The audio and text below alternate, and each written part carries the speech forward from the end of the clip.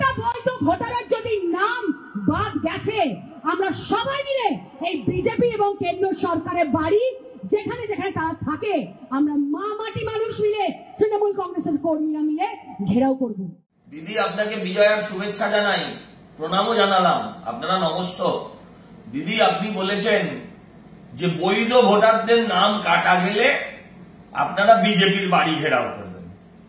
যদি আমার বাড়ি ঘেরাও করতে আসেন, আমিও আপনার সাথে ঘেরাওতে থাকবো যদি বৈধ ভোটারের নাম কাটা যায়। কিন্তু দিদি, রাত্রি 8টার মধ্যে বিক্ষোভ ঘেরাও শেষ করে দেবেন। কিন্তু আপনার দিদিমণি বলে দিয়েছেন যে রাত্রেবেলা যেন মেয়েরা রাস্তায় না থাকে, থাকলে নিজ দায়িত্বে থাকবে, সরকার পুলিশ তাকে কোন রকম নিরাপত্তা দিতে পারবে না।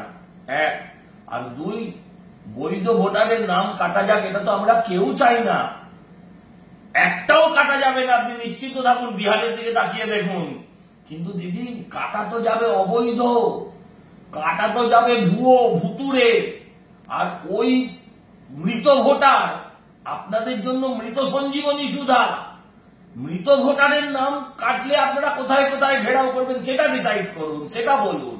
বৈধ ভোটারের নাম কাটলে আমরা যাব আপনার সাথে আন্দোলনে। কিন্তু মৃত ভোটারদের নাম কাটলে তৃণমূল তো মৃত হয়ে যাবে দিদি। সেই ব্যাপারটা একটু ভাবনা চিন্তা করে একটা সঠিক পথের দিশা দেখে একটা আন্দোলন করুন।